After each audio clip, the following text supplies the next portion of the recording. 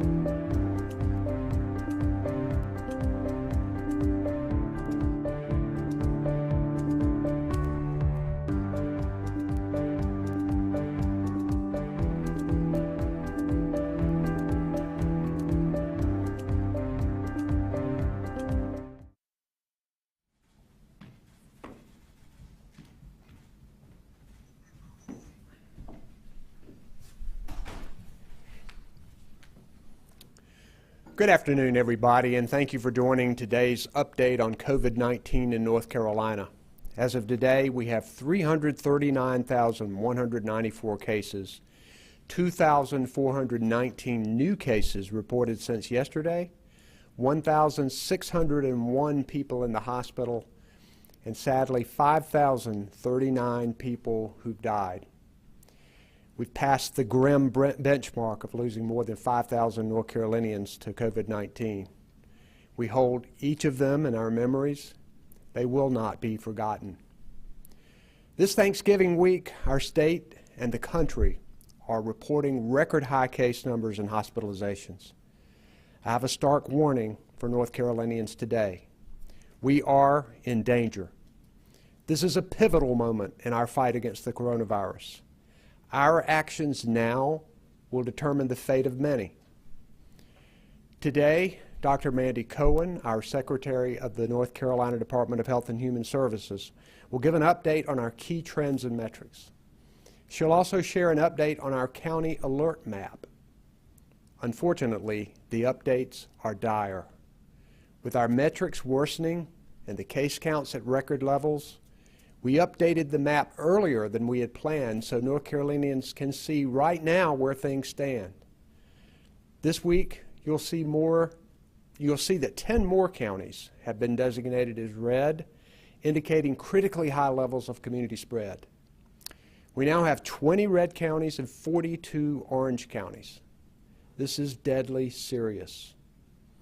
We need communities and local governments all over the state, but especially in those red and orange hotspots, to work with us to enforce the strong safety rules we already have in place.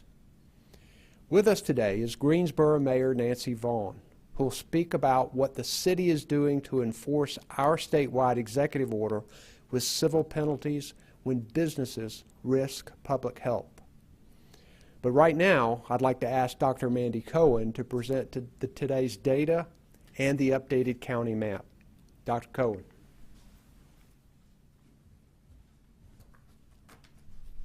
Thank you, Governor, and thank you, Mayor Vaughan, for your leadership. Okay, let's get right down to the data.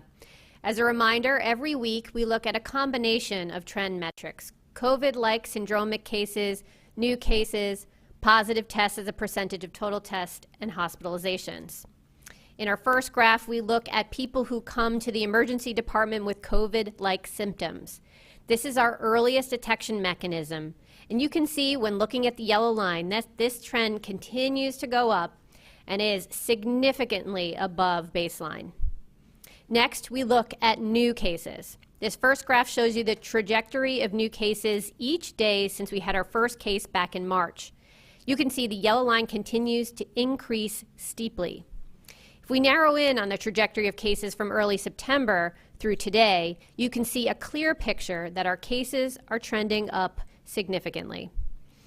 Next, we look at the percent of tests that are positive. This graph also goes back to the beginning of September. And looking at the yellow line, our percent of positive tests has increased slightly and is now at 7%. Our extensive testing efforts have kept this metric in the single digits as we watch it soar in other states. However, we still want to see this metric at 5% or below. On our next graph, we look at day-over-day hospitalizations. This graph also starts in early September. Remember that on November 13th, we changed how these numbers were reported to meet new federal requirements, which caused an abrupt increase in our numbers that you can see. However, even when we account for that change, we've seen the number of people with COVID in the hospital continue to increase, and some of our hospitals are starting to feel the strain. Okay, so here's where we are. Surveillance data has increased. It gets a red X. North Carolina's trajectory of cases is up. It gets a red X. North Carolina's trajectory in percent of tests returning positive has increased slightly. It gets a yellow line. North Carolina's trajectory of hospitalizations is increasing. We still have capacity, but hospitals, again, are feeling the strain. It gets a yellow line. Now that we've taken a look at our statewide metrics, let's see what's happening more locally. As the governor mentioned, given the recent acceleration in our trends, we thought it was critical to give counties an updated data and to help them with their decision making. Therefore, we updated the COVID-19 county alert system with data from November 6th through November 19th. As we shared last week, we created the county alert system to help North Carolinians know how their counties are faring and what they need to do to slow the spread of the virus. The report outlines needed actions for individuals, businesses, and public officials. As a reminder, we use a combination of 3 metrics to categorize counties. First, we use case rates per 100,000 people over 14 days. We use percent of tests that are positive, and lastly, a composite hospital impact score. Using these metrics, we categorize counties into 3 colored tiers to describe their level of viral spread and healthcare capacity impact. Red represents critical, orange, substantial, yellow, significant. And so here is the updated map showing the state which has counties meeting critical for red and orange. 20 counties are red with critical community spread. That's double the amount we were seeing just last week. 42 counties are orange with substantial community spread, and the remaining are yellow with significant community spread. Remember, we still have a high level of concern for our yellow counties. People in counties that are yellow should take action to ensure they don't become orange or red. Our statewide metrics and county alert map show that we are on very shaky ground. I do not want to see the bottom fall out. I'm particularly concerned about our record number of people in the hospital. The coming weeks will be a true test of our resolve to do what it takes to keep people from getting sick, to save lives, and to make sure you have a hospital care for whether it's a heart attack, a car accident, or COVID-19 when you need it. We know so much more about this pandemic than we did back in March when we had our first case. We need to put that knowledge to use, particularly when the actions are simple and the effects are profound. Masks work. They protect people around you, and they can give you the protections as well. COVID-19 spreads mainly through respiratory droplets that travel through the air when you talk, when you cough, when you sneeze, shout, or sing. That's where the mask comes in. It's a barrier. Studies show masks reduce the spray of respiratory droplets. According to the CDC's chief medical officer, the more people who wear a mask, the more the community is protected, and therefore the more you individually benefit.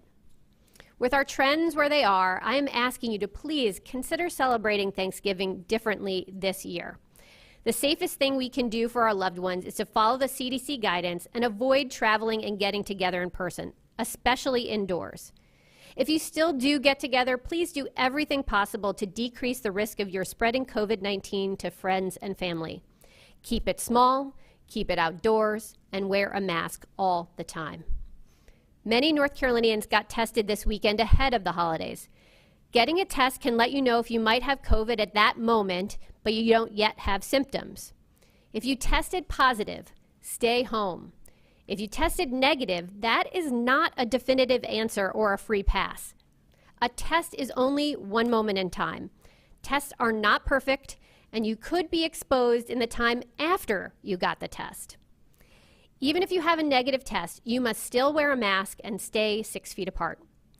As Chef Chidi Kumar from Garland said last week when she was with us, act as if you could have COVID and could be contagious. Wear a mask, wait 6 feet apart, and wash your hands often.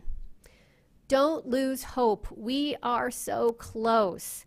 The Food and Drug Administration is reviewing data on the first vaccine right now to confirm that it's safe and can prevent people from getting this virus. Until then, I know we can do our part to protect each other. Whatever your reason, get behind the mask. Thank you.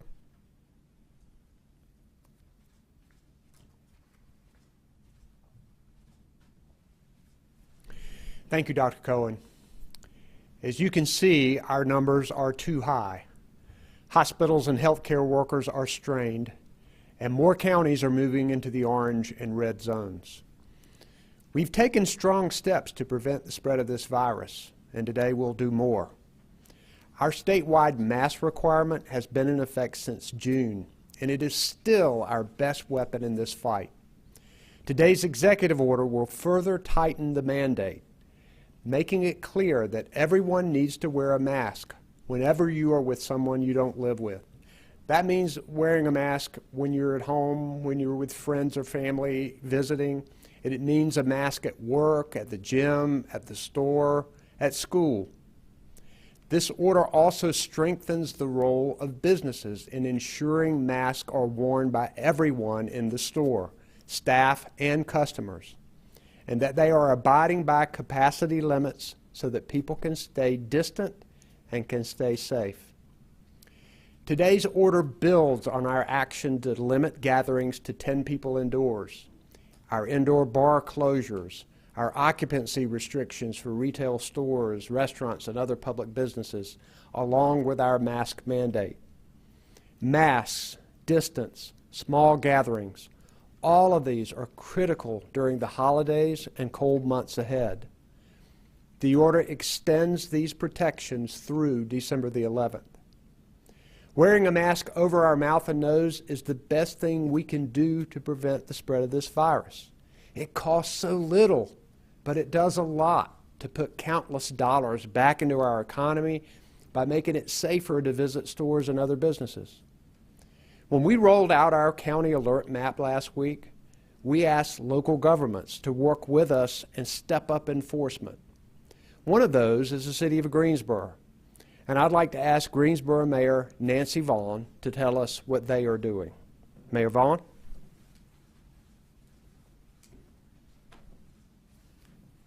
Thank you, Governor. Good afternoon. Thank you for allowing me to talk about the enhanced state of emergency that the City of Greensboro enacted on Friday. In consultation with our healthcare providers and with the busy season upon us, we saw the need to increase enforcement of COVID-19 safety protocols. Our positivity rate is increasing and our hospital beds are decreasing. We were fortunate that Cone Health brought online the recently decommissioned Women's Hospital as a COVID care hospital. It added another 118 beds to their system. In essence, it became our field hospital. Without these additional beds, we would already be over capacity. 2 months ago, we had an average of 36 patients in the Cone Health system. 1 month ago, we had an average of 81 cases. This past weekend, we had 133 patients hospitalized, with 27 of those patients in ICU. Based on Cone's internal projections, we are on track to have 200 to 300 people by February or March. Our numbers are doubling every 27 days. According to Cone Health, 230 people have died in Guilford County since the start of the pandemic. At the rate we are going, they predict we could have 100 more by the end of this year. Greensboro has been enforcing the masking ordinance, but what we found is that most businesses just factored it in as the cost of doing business. We were also challenged by using law enforcement to enforce the order, since their resources were already stretched thin. As of Friday, we gave our city manager the ability to utilize other departments, such as code enforcement, special events, and parking enforcement, to enforce the existing regulations and restrictions. At this time, we did not add any additional restrictions, but we enacted a penalty for exceeding permitted capacity. Businesses can face a civil fine of $100 for each person over the permitted capacity. This is strictly about overcrowding. This part is not tied to people wearing masks.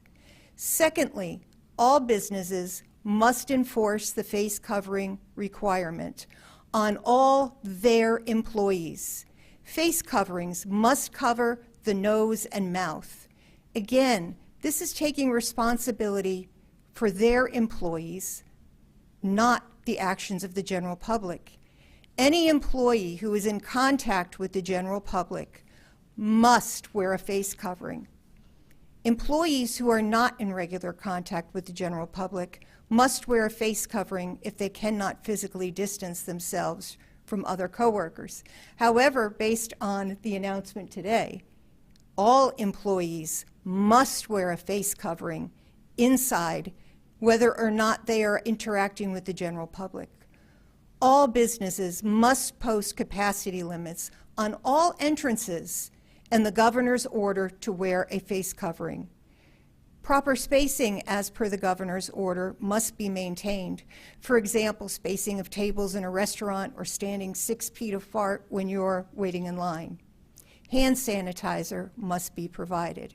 Now, if a business is found to be in substantial violation of the above requirements, first, they'll be warned. But if we come back a second time and the violations remain, they can be closed for 24 hours. If the city comes back a third time and the violations still remain, they can be closed for 48 hours. If the city comes back a fourth time and the violations remain, they can be closed for 72 hours. This is a health and safety issue.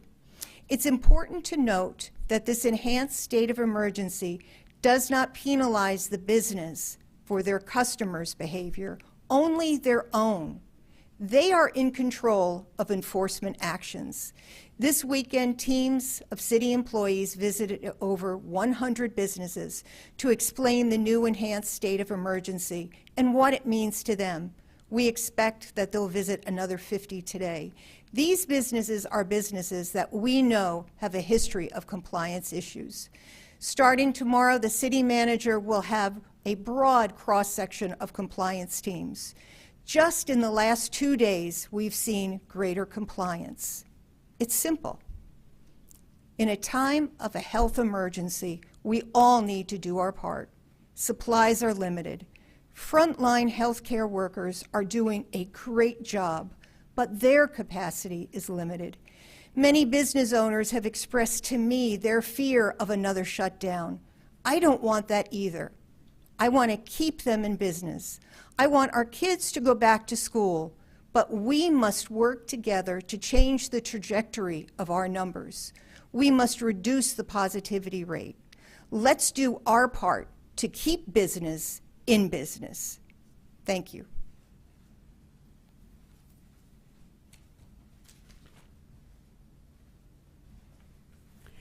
Thanks, Mayor Vaughan, for your leadership on this matter. I know that other local governments are considering and taking tough action too, and we appreciate their efforts to protect their communities.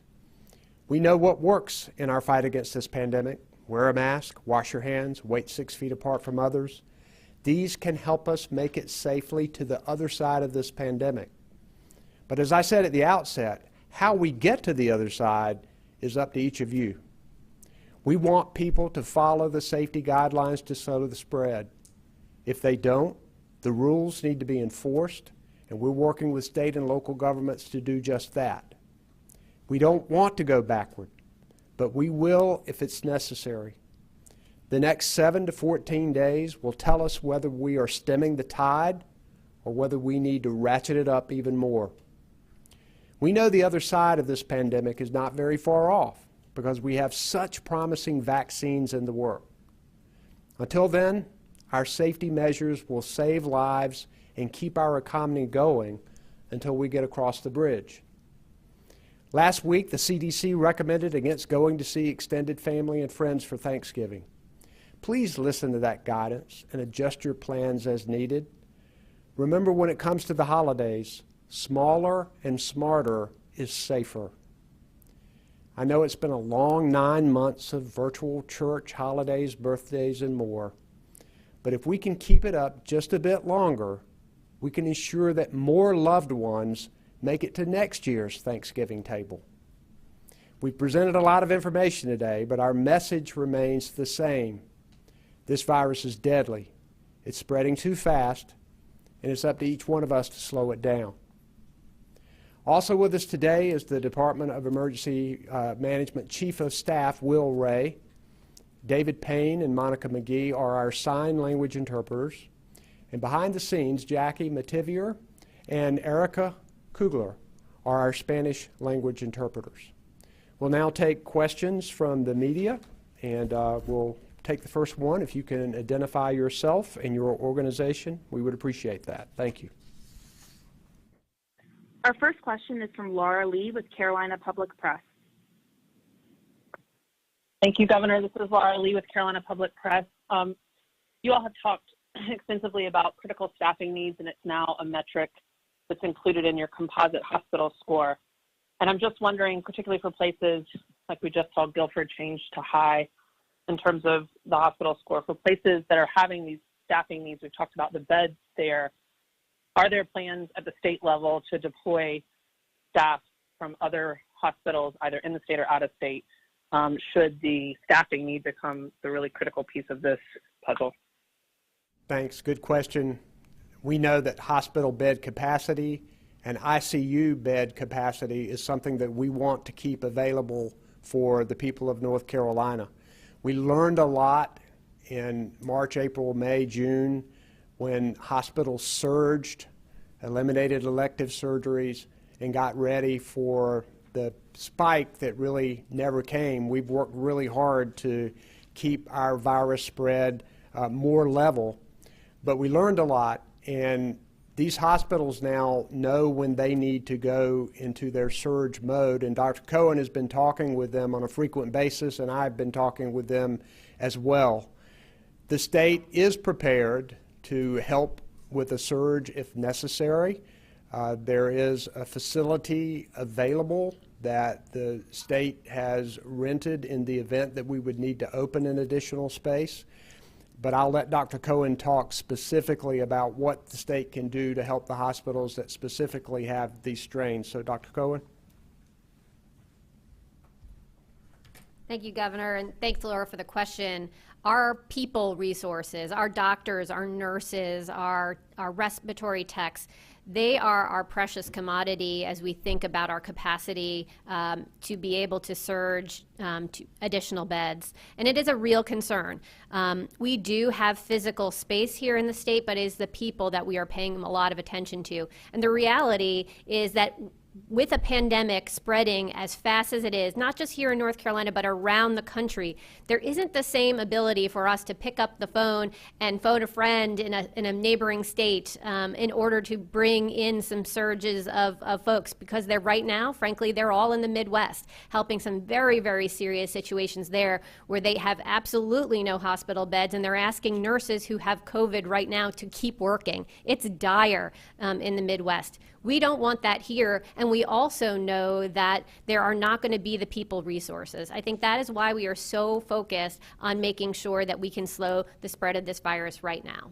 Since the beginning of this pandemic, we've had an ability to recruit volunteers through a state process, and we've been able to deploy those staffing resources largely to our long-term care facilities.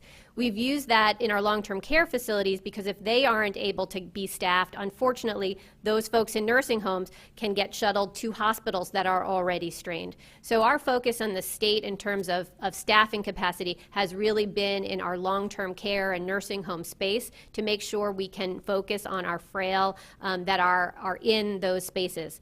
When I speak with hospital CEOs on a weekly basis, we talk about how we need to be working together on the transparency of protecting our people resources. It's as the governor mentioned, hospitals are already looking to and decreasing their elective procedures and surgeries in order to make sure they have both the beds and the staff to be able to care for the folks that come through their doors. It's going to be something we watch incredibly closely, but I think the bottom line is we need to work together today to slow the spread, to do the things that we need to, so everyone has a doctor and a nurse and a bed there for them if they need it, whether they have COVID or a heart attack or a car accident. We want to make sure you have the resources you need, and so we're working very hard on that, but everyone plays a role in it. Thanks.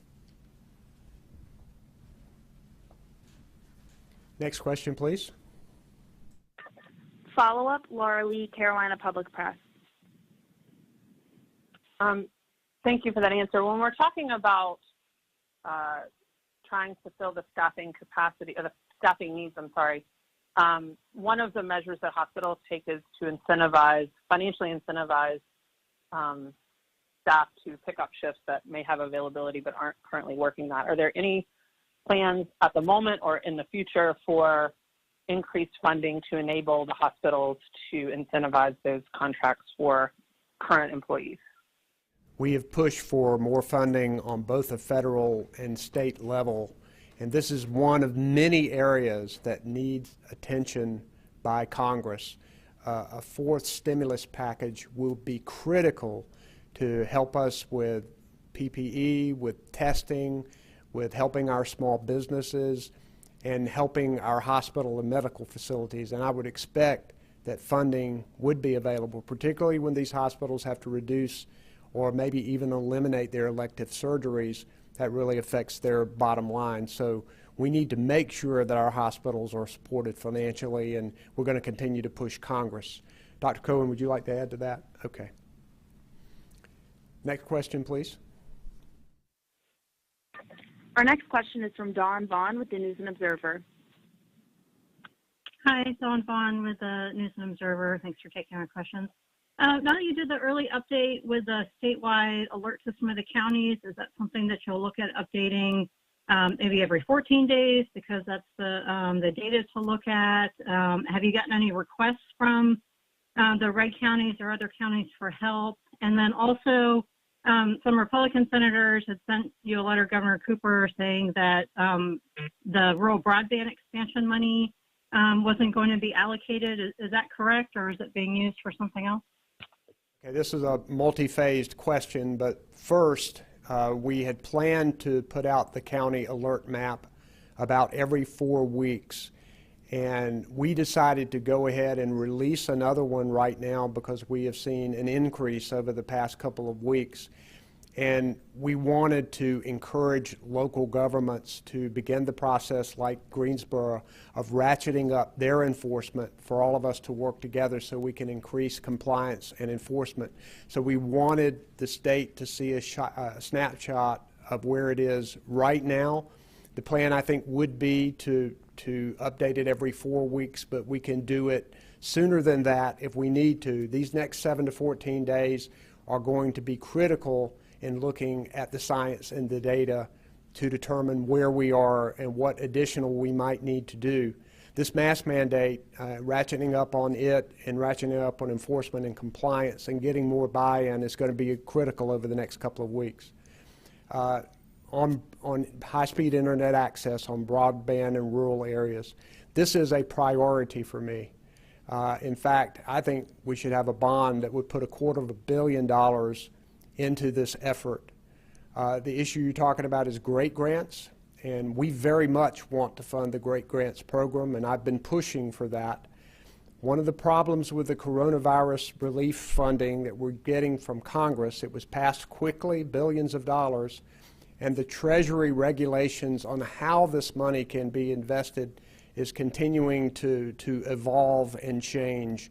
And this money was halted for the time being because the interpretation was that it violated the federal Treasury regs. We're working closely with legislators, with members of Congress, with the U.S. Treasury. We want to get funding to rural broadband areas, and I'm going to keep fighting for that. It's absolutely critical. You need to answer anything? Okay. Next question. We have a follow-up. Dawn Vaughan, News and Observer. Thanks. Just to follow up where you said that the mask mandate is ratcheting up on enforcement and compliance. I haven't seen the order yet. What specifically outside of things like that Greensboro is doing is going to be on the state level for ratcheting that up? We're putting more responsibility on retailers to enforce the mask mandate in their stores. And we are working with state and local officials to ramp up that enforcement. The mask mandate is simpler. There are more requirements for when you need to have a mask. And what I'll do is recognize Dr. Cohen. They've been looking at the science of all of this, and more it shows that masks are more important.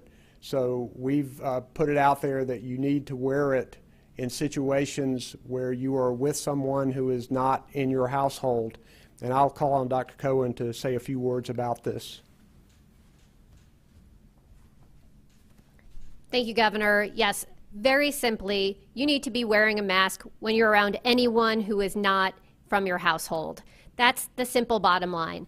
The executive order does outline a number of locations and settings in which we want to make sure folks wear masks and tighten down on some of those languages, but it is everywhere that you are with someone who is not a member of your household, whether that's going to be at school, at the gym, at work, at shopping, wherever you are going, please bring a mask. And that is what we want to make sure we're doing. And I think it gives our local municipalities some much greater ability to regulate that, and it's just much more clear. On the enforcement side, again, as the governor mentioned, particularly for our larger retail stores, we want someone at the door not just saying please wear a mask, but also managing the occupancy limits. As a reminder, in our retail stores, we're asking for a 50% occupancy limit, and we need to, as we go into the shopping season for the holidays, make sure that we are not overcrowding our spaces. Masks are important, as is distance. So those two together are going to be really important, and we need the support of our business partners in order to make sure that that goes well for their employees and for their patrons. Thanks. Next question, please. Our next question is from Rose Hoban with North Carolina Health News. Hi, folks. Thank you very much for taking my question. This is it's not particularly on what you folks are talking about today. You know, we've reported on the fact that we've had a number of deaths in veterans' homes that are run by a private entity, and their contract is coming up for renewal, and what the state has chosen to do is to give them a one-year extension and review their contract next year. You know, in other states where there have been deaths in veterans' homes, there's been an effort to hold folks accountable. There's been indictments. So, you know, why why did you not do a more thorough review this year? Well, first, we know that the virus can spread much more easily in congregate care, and that is why we've ratcheted up testing, why we have provided additional help to our nursing homes, and it's absolutely critical to save the lives of veterans. It's important to hold anyone accountable for deaths that occur, and if they've done something wrong, then it needs to be corrected. And I'll certainly have a conversation with the secretary of that department about that issue. Next question, please. Follow-up, Rose Hoban, North Carolina Health News. Different and somewhat related to what Laura Lee was asking.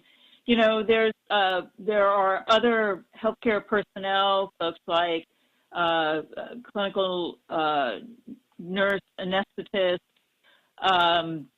nurse practitioners, et cetera. Is there any thought about giving those types of healthcare personnel a waiver so that they can practice to the top of their license and perhaps free up some other healthcare personnel who might be getting overloaded? We have provided some waivers for healthcare personnel in this emergency, and I'll let Dr. Cohen address that specifically.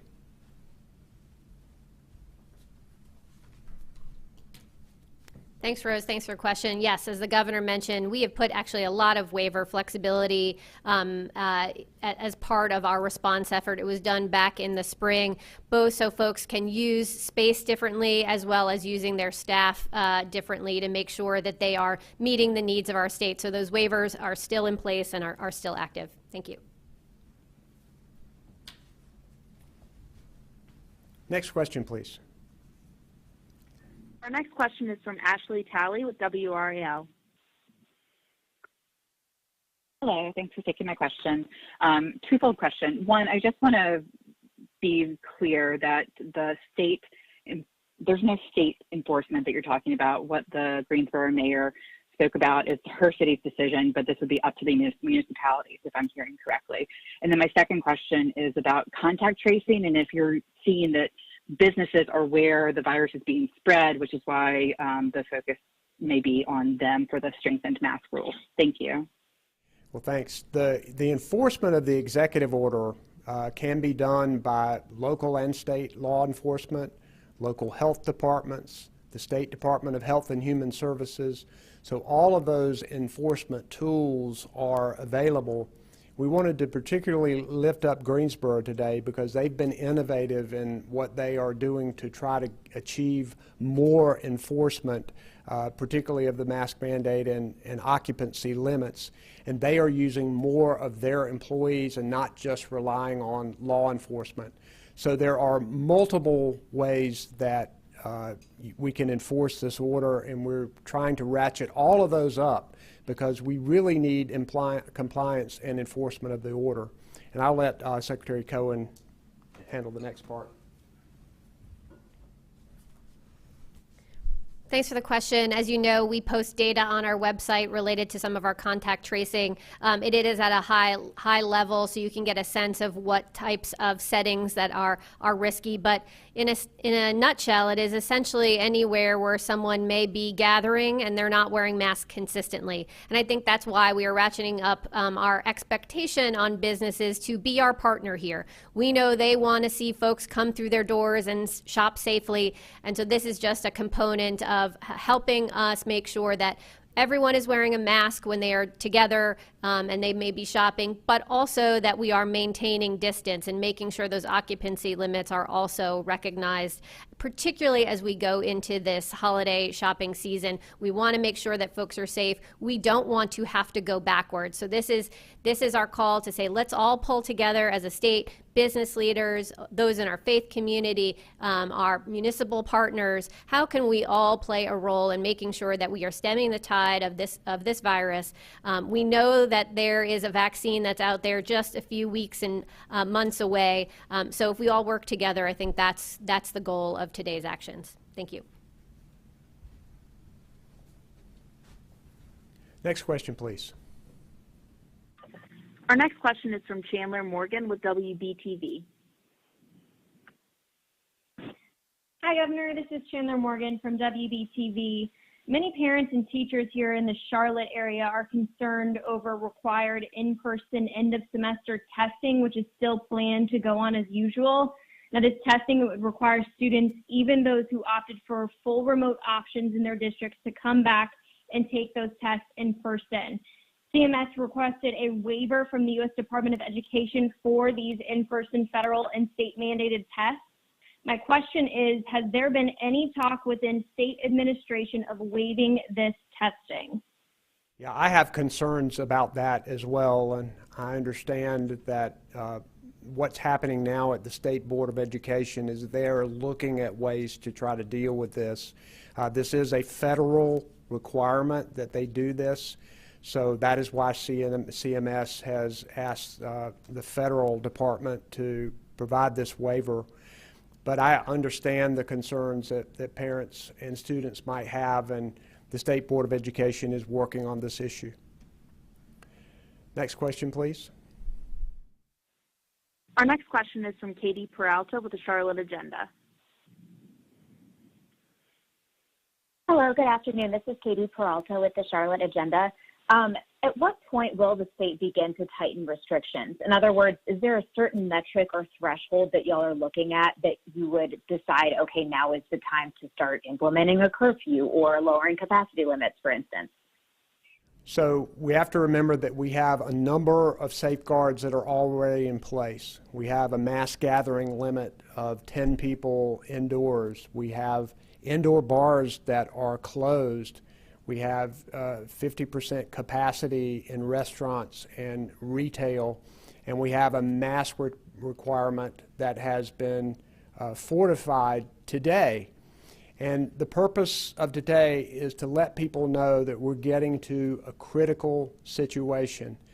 We believe that with these rules in place, that if we get more compliance and better enforcement, then we can stem the tide without having to go backward with restrictions. And we're going to be looking at the next 7 to 14 days to determine if these things are working. And if not, we will do what we need to do to protect the health and safety of North Carolinians. And we hope we don't have to do that, but we will do it if we need to. Next question, please. Our next question is from Brian Anderson with the Associated Press. Hi, Governor. Just following off of the previous question, it doesn't seem like this order reduces occupancy requirements or ceasing of business operations. And I'm just curious, why not do that when the trends are looking in a negative direction on pretty much every metric you look at? Well, number one, we have hospital capacity. Number two, our percent positive is around 7%, and we've seen both of these things skyrocket where other states don't have hospital capacity and other states have positivity rates in the double digits. Our numbers are going up, but things are not on fire yet. And what we know that we have the key to stemming the tide, and that is enforcing the safeguards that we already have in place. This order today helps to strengthen those and helps to provide more resources and getting more partners into this in order to be able to get more compliance with the orders that we have in place. And we want to give this a little more time to see if we can stem the tide of these numbers. I have a belief that the people of North Carolina can pull together and do this and understand that if we don't, we will have to go backward. But right now, we think this is the right move, and it's a call to arms to the people of North Carolina that we have to pull together and do what we need to do to stem the tide of these numbers. Next question, please. Follow-up, Brian Anderson, Associated Press. Hey, thanks for the follow-up. And you've talked for a while about the lack of a federal stimulus deal and your frustration with lawmakers and deal makers on both sides for that. Why not call a special session here in North Carolina for state lawmakers to provide additional aid in the absence of that federal support that you're hoping for? And also for Dr. Cohen, we heard from DHHS that if people have a complaint about businesses not complying with the mask mandate, that they should talk to their local health department. And I'm just curious if there's any plan for a statewide system for people to submit their complaints directly to the state. Well, the answer to the first part of your question, Brian, is everything is on the table to try to provide help to the people of North Carolina. We are still working feverishly to invest the funds that have been appropriated by the federal government by the end of the year. But we know that we're going to need significantly more. And we're hearing a little more positive talk from Washington about the potential of getting something done soon. But everything, including calling the General Assembly back, is on the table to try to fight this pandemic. And we're hoping that we can get some additional federal relief soon. And I'll let Dr. Cohen handle the other part of the question. Hi, Brian. Yes, so when we put out our county alert map, we did highlight the fact that the state, the Department of Health and Human Services, can help with enforcement activity at the local level. But we really think it is important for us to do that in coordination with our local health departments. They're a really critical partner. They're our eyes and ears on the ground. They're the people on the ground often. And so we want to make sure if folks are noticing violations of the executive order, please get in touch with your local health department. Either they have their own authorities that they could be using locally, and if they need support from us, we are certainly happy to partner with them, but we want to make sure that we are maintaining that local connection because, again, it is such a critical partnership that we have with them. So no centralized intake for the state. We want to make sure most of our public health departments have a complaint intake or a line where they can report concerns. We want to use that process that already exists that folks are aware of because it keeps our county partners engaged, again, because they are our eyes and ears on the ground. Thank you. Next question, please. Our final question today is from Rashida Kaba with WGHP. Hi there. Thank you for taking my question. This is Rashida with Fox 8 News in Greensboro. My question is, world health leaders have said that come Thanksgiving, these cases are expected to skyrocket. What is your message to business owners that relief will be there for them and that they are important in this fight against COVID-19, of course, and helping it, but also this is their livelihood? What is the message that you can give to them? Maybe words of hope that could help them get through this time that you guys and your administration will put them forward and possibly get them some relief funds. First, I would tell businesses the more we can do to slow the spread of the virus, the more money will be in the economy and more money will go in their pockets. And enforcing occupancy limits and mask mandates can also attract more customers to you because people will feel safer. Excuse me. People will feel safer in a store where people are wearing masks and people are being socially distant. We've put several programs in place to provide financial relief for small businesses. We're looking forward to additional federal funding to help replenish that. Small businesses in North Carolina are the backbone of our economy, and we need to continue to help them. And one of the very best ways to do it is slow the spread of this virus, and we're going to keep working with them to get that done. Thank you all for joining us today, and please stay safe over the holidays. Thank you.